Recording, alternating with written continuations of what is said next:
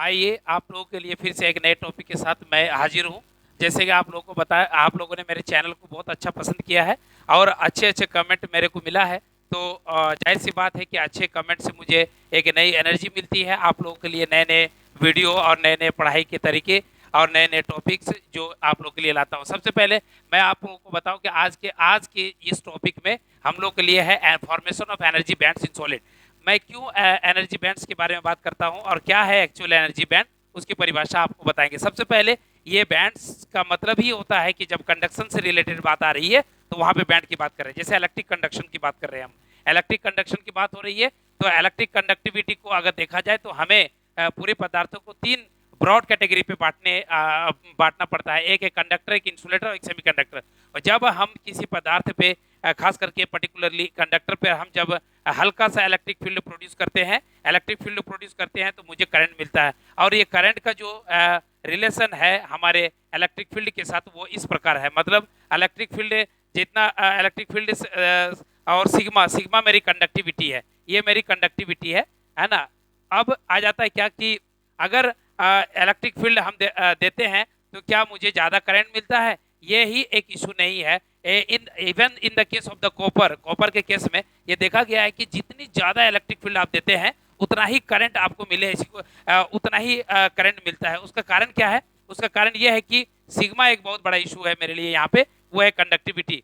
तो मतलब यहाँ तक कि थोड़ा सा करंट अगर आप थोड़ा सा इलेक्ट्रिक फील्ड देते हैं तो ज़्यादा करंट भी इवन मिलता है। तो in the case of the conductor हम लोग देखते हैं कि कंडक्टर में चूंकि बहुत सारे फ्री इलेक्ट्रॉन्स होते हैं और वो फ्री इलेक्ट्रॉन्स को जो है चार्ज को कैरी करके लेके जाते हैं and they actually make the A C और abundance of the electron in the vicinity. बहुत सारे इलेक्ट्रॉन्स उसमें होते हैं कंडक्टर के केस में। और इसके केस में particularly in the case of the insulator, अगर हम इंसुलेटर की बात करें तो इंसुलेटर में ऐसा है कि चूंकि कोई फ्री इलेक्ट्रॉन होता नहीं कंडक्शन के लिए, तो आप जितना भी इलेक्ट्रिक फील्ड देते हैं वो ऑलमोस्ट आपको जो है इलेक्ट्रिक करंट में दिखता नहीं है। तो इस तरह से तो ठीक है। तीसरा कंडीशन आ जाता है मेरा थर्ड, मतलब कंडक्टर की एक परिभाषा आपको ये पता चला कि जो इजीली कंडक्ट करे, थोड़ा सा इलेक्ट्रिक फील्ड पे ही कंडक्ट करे।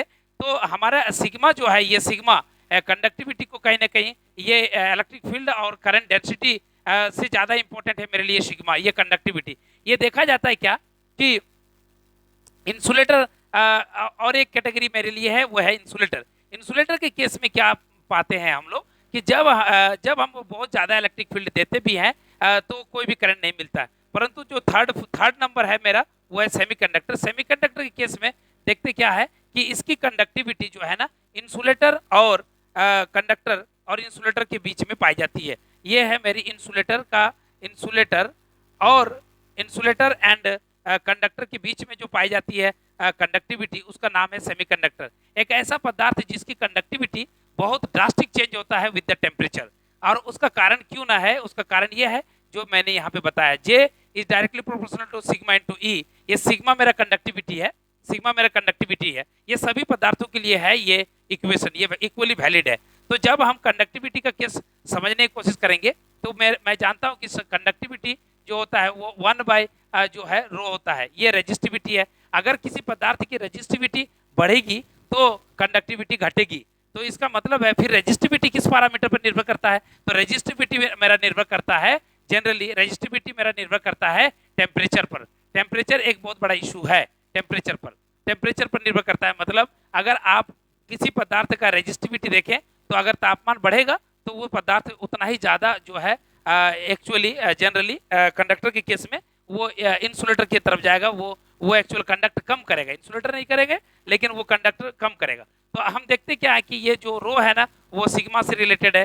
तो हमारे कंडक्टिविटी अगर आप देखें तो इसका मतलब ये टेम्परेचर डिपेंडेंट, ये सिग्मा भी कहीं ना कहीं टेम्परेचर डिपेंडेंट है, ये हम लोगों को पता चला। अब आया क्या कि टेम्परेचर अगर डिपेंडेंट है ये सिग्मा, इसका मतलब ये टेम्परेचर डिपेंडेंसी मेरा जो करंट है वो इस सिग्मा के टेम्परेचर, मतलब ये टेम्परेचर पर निर्भर करता है मेरी करंट डेंसिटी। तो अगर हम इंसुलेटर का केस इंसुलेटर बोल रहे हैं, ये सेमीकंडक्टर के केस लेते हैं तो सेमीकंडक्टर के केस में जो है एक थोड़ा सा semiconductor in its purest form generally एक इंसुलेटर होता है। सेमीकंडक्टर एक इंसुलेटर ही होता है अगर वो किसी तरह से डोपिंग ना किया गया हो और किसी तरह से टेम्परेचर को रखा गया है नीचे, तो वो उसमें कोई भी कंडक्शन वो करेगा नहीं। यहाँ तक कि वो अगर आप देखें कि कॉपर की तुलना में 10 टू द पावर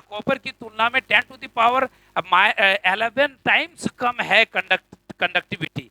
और जिसका रेजिस्टिविटी जो होती है, रेजिस्टिविटी वो अगर बोला जाए कंडक्टिविटी डायमंड की तुलना में, जो कि प्योर इंसुलेटर है, डायमंड की तुलना में भी वो बहुत ज्यादा 10 टू द पावर 13 जो है कम ज्यादा है कंडक्टिविटी इसका, किसका, सेमीकंडक्टर का। तो सेमीकंडक्टर के केस में हम लोग जो है देखते हैं क्या बीच की कंडक्टिविटी मिलती है, परंतु सेमीकंडक्टर का जो स्पेशल गुण है वो ये है कि उसका टेम्परेचर रेज होने के बाद उसकी कंडक्टिविटी ड्रास्टिक चेंज होता है। इसीलिए क्या करते हैं हम लोग सबसे पहले कि कंडक्टिविटी के अकॉर्डिंग ये जो टेम्परेचर डिपेंडेंसी है उसके लिए हमें बैंड पर जाना पड़ेगा कि किस तरह से बैंड बनता है हमारे सॉलिड्स में। तो सबसे पहले मैं आपको बता दूं कि इसको समझने के लिए आपको थोड़ा सा टाइम में लूंगा। एक तो पहला कि बैंड समझने के लिए हमें यह समझना पड़ेगा कि जो पार्टिसिपेशन होता है इलेक्ट्रॉन का कंडक्शन पर वो किस प्रकार होता है। तो आप लोग जानते हैं, जैसे मैंने सोडियम धातु का लिया, सोडियम का इलेक्ट्रॉनिक विन्यास इस तरह से लिखा जाता है 1s² 2s² 2s² 2p6 और 3s1। चूंकि इसका 11 है, 11 है, तो ये अगर ये अगर वेसिनिटी में दूर दूर रखे जाए, जैसे एक सोडियम यहाँ, एक सोडियम यहाँ, इनके बीच में ये गैस है, मान लीजिए ये गैस है, सोडियम गैस, इसको मैंने सोडियम गैस बोला। तो अगर बहुत दूर दूर है, बहुत कम कनेक्टिविटी है, तो ये किस तरह से ये बैंड्स में बटे होते हैं उसको समझने की कोशिश कीजिए। यहाँ पे मैंने 3 एटॉम्स लिए हैं सोडियम के। तो मेरे 1s जो है, 1s जो लेवल हैं वो कितने हैं, तो वो हम देखेंगे ना। यहाँ पे मेरे 2 इंटू 2 3 लिया ना, तो 3 इंटू 2 मतलब 6 1s लेवल से हैं। 6 1s, चूंकि एक एस लेवल पे दो एनर्जी लेवल होते हैं, एस पे 2 एनर्जी लेवल। आप लोग को याद होगा पाउलीज एक्सक्लूजन प्रिंसिपल, एक इलेक्ट्रॉन ऐसे तो एक इलेक्ट्रॉन ऐसे, इसका मतलब ही कि इसका लेवल कुछ और है, इसका लेवल कुछ और है। तो 1s लेवल 2 है मेरा, तो इस तरह से मेरे 3 मैंने लिया है, तो 3 दूनी 6, इसको आपके 6n लेवल भी कहते हैं इस तरह, 2n लेवल, 3n लेवल, 3 लिया है तो 2n लेवल भी कह सकते हैं आप। इस तरह से मैंने 2n लेवल बोला, क्यों? क्योंकि 2 मेरा एनर्जी लेवल है और n मेरा एटॉम्स की संख्या है, तो 3 ये हो गया। उसी तरह से इसमें से अगर आप देखें तो ये पूरा भरा हुआ है सब के सब, क्योंकि 1s अगर 3 को रहेगा तो तीनों यहाँ पे तीनों ऑर्बिटल मेरे भरे हुए रहेंगे, तो ये पूरा कंप्लीटली 2n मेरा फील्ड है। ये फील्ड जो है स्टेट है, ये ऑक्युपाइड स्टेट है। ऑक्युपाइड फील्ड मतलब ऑक्युपाइड है, ये ऑक्युपाइड स्टेप्स हैं, अवेलेबल लेवल्स हैं। ये कितने लेवल्स हैं, ठीक है। तो अब क्या करेंगे, हम 2s के बारे में सोचेंगे। तो 2s के केस में हम 2s के केस में देखेंगे कि 2s के केस में मेरा उसी तरह से 2 है, 2 और 3 एटॉम, चूंकि हमने गैस लिया है तो 3, तो मेरे 6, मतलब इसको भी हम अपने से एज्यूम करने के लिए, चूंकि हायर एटम बहुत सारे अगर एटम होगा तो उसको n से हम सिंबलाइज करेंगे। तो इस तरह से मेरे यहाँ पे भी देखेंगे कि 2n एटम्स जो है मेरा पूरा के पूरा ये फील्ड भी है, क्योंकि ये लोअर ये पूरे भरे हुए हैं। परंतु in the case of the 2p मेरे यहाँ पे 2p ऑर्बिटल के केस में क्या देख रहे हैं हम कि यहाँ पे 6 है और 6 में 6, तो 6 तो 3 गुना जो है 6 लेवल से है, तो 6 या मेरा जो है 18 6n, इसको हम लोग 6n भी कर सकते हैं।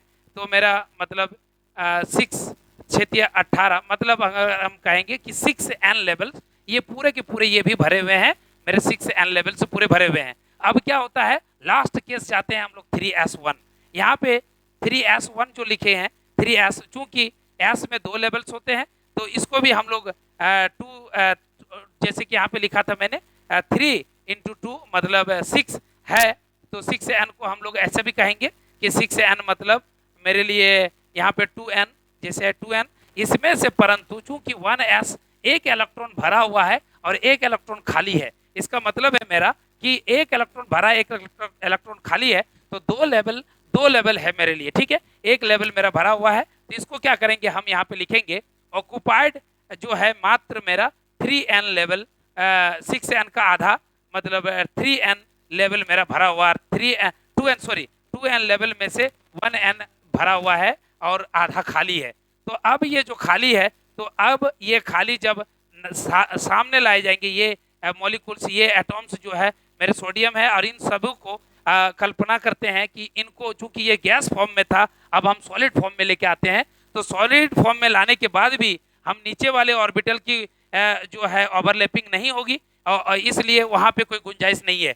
जो सबसे आउटर ऑर्बिट है वो उसके ओवरलैपिंग होने के चांसेस बहुत ज्यादा है। ये है आपका आउटर ऑर्बिट जो ओवरलैपिंग हो रहा है। ओवरलैपिंग होने के बाद ये जो एन लेवल है, ये ओवरलैपिंग होने के बाद मेरा जो है ना, दो तरह का एनर्जी लेवल, जो ऑक्युपाइड है और जो खाली है। मतलब आप समझ सकते हैं इसका दो केस है, एक ऐसा एक ऐसा। आप जानते हैं ये स्पिन दिखाता है, स्पिन, इलेक्ट्रॉन की स्पिन। हम सीधे सीधे अल्फाज में अगर कहें तो वो ये है क्या कि हम दो एनर्जी लेवल्स इसमें हैं। हम सभी जानते हैं कि दो एनर्जी लेवल्स होता है। अगर दो एनर्जी लेवल्स में से एक तो भरा हुआ रहता है, एक खाली है मेरा, तो इस तरह से मेरा दो एनर्जी लेवल्स यहाँ पे बन रहा है, और उसमें से आधा जो है खाली है। ये आधा खाली जो बन जाता है, इस तरह से मैं अगर यहाँ पे देखूं, तो मैं इसको जो है देखूं अगर, तो मेरे लिए क्या हो रहा है, क्या कि एनर्जी लेवल्स की दो कैटेगरी बन रही है। एक जो मेरा 3s ऑर्बिटल था, 3s1, ये 3s1 कुछ इस प्रकार बन गया मेरे लिए कि 3s ऑर्बिटल दो पार्ट में बट गया। एक ये जो है जो पूरा भरा हुआ है, और ओवरलैपिंग होने की वजह से एक और बैंड की यहाँ पे उत्पत्ति होती है। इसको कहते, ये जो मेरा एम्प्टी है, इसको जो हम लोग वैलेंस बैंड कहते हैं, वैलेंस बैंड कहते हैं, और इसको कहते हैं कंडक्शन बैंड, कंडक्शन बैंड। तो जो सोडियम धातु जब इसको ठोस बनाया गया, जब ये क्लोज आया तब ठोस बनाया, और जब ठोस बना तो ओवरलैपिंग हुआ। ओवरलैपिंग होने के बाद हम अगर कहें कि अगर जो है दो इलेक्ट्रॉन्स के ऑर्बिट एक ही तरह मिले, तो वो दूसरे के ऑर्बिट में भी जंप कर गए। इस तरह से एक नया एनर्जी लेवल का प्रोडक्शन हुआ, उत्पत्ति हुई, और इस तरह से एक नया कंडक्शन बैंड जो है, एक हल्की सी, अगर आप देखें ये बैंड को अगर आप बनाएं, तो आपको यहाँ से बहुत इजीली 3 बैंड्स मिलेंगे, 3 चीज़ों के लिए। पहला क्या कि ये जो है इंसुलेटर और कंडक्टर, और ये वैलेंस बैंड जो मैंने आपको बताया, ये पूरा कंप्लीटली फील्ड होता है। और ये कंडक्टर के केस में कुछ बैंड का टाइप डिफरेंट होगा, इंसुलेटर के केस में ये बैंड जो है मेरा डिफरेंट होगा, और सेमीकंडक्टर के केस में भी ये बैंड जो है बहुत डिफरेंट होगा। अब देखते हैं क्या कि जब इस तरह का केस होता है जो कंडक्टर है, तो उस केस में जो मेरा उसके बाद वाला जो बैंड है वो मान लीजिए ये बैंड है, ये वैलेंस बैंड है, भी कहते हैं वैलेंस बैंड। कंडक्शन बैंड को CB कहते हैं, CB, और इसको भी कहते हैं, ठीक है, कंडक्शन बैंड। तो जो एनर्जी गैप है ना, वो बहुत ही कम होता है। ये एनर्जी गैप बहुत ही कम होता है, अप्रोक्सीमेटली कह सकते हैं कि nearly zero electron volt almost देने से ही ये इलेक्ट्रॉन इस पे कूद जाते हैं, और ये कंडक्शन के लिए अवेलेबल होते हैं। परंतु in the case of insulator case में ये जो कंडक्शन बैंड, वैलेंस बैंड होता है, वो मेरा कंप्लीटली फील्ड है यहाँ पे, और उसके बाद एक बड़ा सा एनर्जी गैप होता है, जिसको हम लोग फॉरबिडन एनर्जी गैप कहते हैं। फॉरबिडन एनर्जी गैप हमारा ये इसको कहते हैं। और इसमें क्या होता है कि एक बहुत बड़ी एनर्जी चाहिए होती है अगर इलेक्ट्रॉन को, क्योंकि जो एनर्जी गैप Eg होती है, Eg वो मच ग्रेटर देन होता है हमारा Kt की तुलना में। Kt क्या है, K बोल्ट्जमैन कांस्टेंट है, T टेम्परेचर है। तो हम जब रूम टेम्परेचर पर रखते हैं इंसुलेटर को, तो इतनी एनर्जी नहीं हो पाती है कि यहाँ के इलेक्ट्रॉन इस पे क्विट कर जाए, जंप कर जाए, इस बैंड को नहीं वो क्रॉस कर पाते हैं। फलस्वरूप क्या होता है कि कंडक्शन बैंड में अवेलेबल कोई भी इलेक्ट्रॉन नहीं है जो एक्चुअली फील्ड में देने से, इलेक्ट्रिक फील्ड देने से वो कंडक्शन करना शुरू कर दे। इसीलिए हमारा इंसुलेटर एक कंडक्शन नहीं करता है। और कंडक्टर के केस में एक छोटी सी एनर्जी होती है ऑलमोस्ट, जो कि रूम टेम्परेचर से जो है रूम टेम्परेचर पे ही ये मिल जाता है। मेरा रूम टेम्परेचर ही इस केस में मेरा ज़्यादा हो जाता है, Kt जो है मेरा रूम टेम्परेचर वाला एनर्जी है, जो लगभग Kt का जो वैल्यू होगा रूम 0.024 और 026 के इलेक्ट्रॉन वोल्ट के आसपास एनर्जी मिलने से ये कंडक्शन बैंड पे चला जाता है, और इसकी थिकनेस बहुत कम होती है। इसलिए कंडक्टर हल्का सा इलेक्ट्रिक फील्ड अगर अप्लाई करते हैं तो कंडक्टर कंडक्ट करने लगता है। परंतु in the case of insulator, insulator के केस में ये एनर्जी गैप, ये है मेरा कंडक्शन बैंड। यहाँ पे बहुत बड़ा गैप है जो मेरे से जो रूम के टेम्परेचर पर संभव नहीं है, बहुत ज़्यादा जो है बड़ी गैप है। और इस तीसरा जो कैटेगरी है मेरे लिए, ये है मेरा सेमीकंडक्टर का। सेमीकंडक्टर के केस में इन दोनों के बीच में जो फॉरबिडन एनर्जी गैप की जो एनर्जी रेंज होती है वो कम होती है, और जिसके वजह से ये थोड़ा सा एनर्जी देने से इसमें भी जाते हैं। तो ये जो है इसका जो जब सेमीकंडक्टर केस में जब आप उसको थोड़ी सी गर्मी देते हैं या मतलब हीट देते हैं तो उसको काफ़ी है, उसका कुछ जंक्शन ब्रेक करता है। जंक्शन ब्रेक कुछ जो है जंक्शन ब्रेक होने की वजह से कुछ थर्मल एनर्जी, कुछ एटम्स बॉन्ड को ब्रेक करने के बाद ऑटोमेटिकली वो इतनी एनर्जी हो जाती है कि वो ब्रेकअप करके ये कंडक्शन बैंड में अवेलेबल होते हैं। ये है मेरा कंडक्शन बैंड सी बी, यहाँ पे अवेलेबल होते हैं। और एक छोटी सी एनर्जी रूम टेम्परेचर पर ही इनको दे देने से ये हो जाता है कंडक्शन। इस तरह से मुझे पता चला क्या कि सेमीकंडक्टर, कंडक्टर और इंसुलेटर में एक बैंड बन जाता है कंडक्शन का। बैंड की पूरी उत्पत्ति मैंने आपको इस वीडियो में बताया। दोस्तों आप लोगों को बता दूं कि अगर ये वीडियो और इस तरह के जो है इस तरह का टॉपिक आपको बहुत अच्छा लगा तो निश्चित रूप से आप हमारे चैनल को सब्सक्राइब कीजिए, उस पर कमेंट कीजिए या जो है बेल बजाइए ताकि आपको नोटिफिकेशन, आपको नए वीडियो के अपडेट्स मिलते रहें। धन्यवाद।